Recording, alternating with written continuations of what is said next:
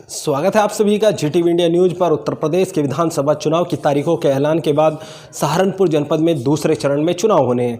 14 फरवरी को चुनाव होने हैं, लेकिन उसके लिए जो राजनेता है वो अपनी गोटियां फिट करने में लगे हुए हैं, यानी दल बदल का दौर शुरू हो गया है।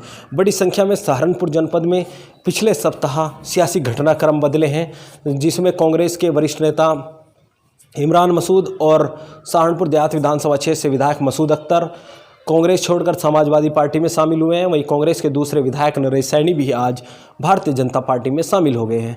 आज उन्होंने भारतीय जनता पार्टी के प्रदेश अध्यक्ष स्वतंत्र देव सिंह और उप मुख्यमंत्री केशव प्रसाद मौर्य और उप मुख्यमंत्री दिनेश शर्मा के नेतृत्व में दिल्ली कार्यालय पर भारतीय जनता पार्टी की सदस्यता ग्रहण की।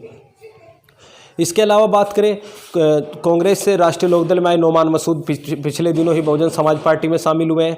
संभावना यही जताई जा रही है कि वह बहुजन समाज पार्टी के टिकट पर गंगो विधानसभा क्षेत्र से विधानसभा चुनाव लड़ेंगे। तो यह राजनीतिक समीकरण जो जिले के बदले हैं उन पर हम आज चर्चा आपसे कर रहे हैं। वहीं डॉक्टर धर्म सिंह सैनी जो नकुड़ विधानसभा क्षेत्र से विधायक हैं, उनके बारे में भी चर्चाएं हैं कि वह भी समाजवादी पार्टी में शामिल हो सकते हैं, क्योंकि स्वामी प्रसाद मौर्य के साथ ही वह भारतीय जनता पार्टी में शामिल हुए थे। इससे पहले वह स्वामी प्रसाद मौर्य के साथ ही बहुजन समाज पार्टी में राजनीति कर रहे थे। तो संभावना जताई जा रही है कि वह भी समाजवादी पार्टी में शामिल हो सकते हैं, यानी साइकिल पर सवार हो सकते हैं। हालांकि यह तो आने वाले समय में पता चलेगा कि वह क्या फैसले लेते हैं।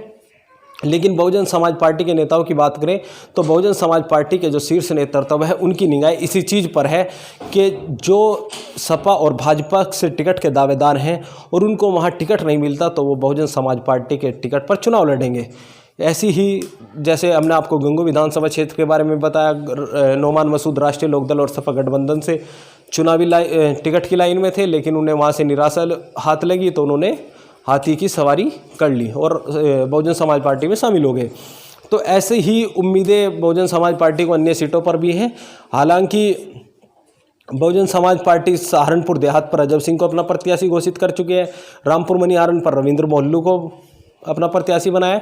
वहीं देवबंद विधानसभा क्षेत्र पर गुर्जर समाज के चौधरी राजेंद्र सिंह को प्रत्याशी बनाया है। इसके अलावा संभावना जताई जा रही है कि नकुड़ विधानसभा क्षेत्र पर पूर्व DGP चौधरी मोहम्मद मुस्तफ़ा के भाई जो है ताहिर हसन सरसावा ब्लॉक के प्रमुख हैं, उनको भी मौका दिया जा सकता है। सहारनपुर नगर सीट पर पंजाबी चेहरे हैं मनीष अरोड़ा, उनको प्रत्याशी बनाया जा सकता है। तो बहुजन समाज पार्टी बेहट में जैसे कि नरेश सैनी बेहट विधानसभा क्षेत्र से विधायक हैं, तो हो सकता है कि वह बेहट विधानसभा क्षेत्र से भारतीय जनता पार्टी से चुनाव लड़े।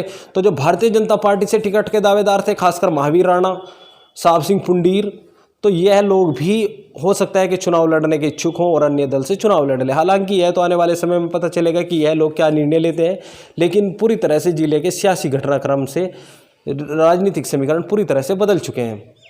अब देखना यह होगा कि आने वाले समय में क्या होता है। समाजवादी पार्टी भी अपने प्रत्याशियों का ऐलान करेगी।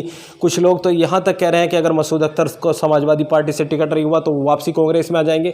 हालांकि आने वाले समय में पता चलेगा कि जिले के सियासी घटनाक्रम किस ओर जाते हैं।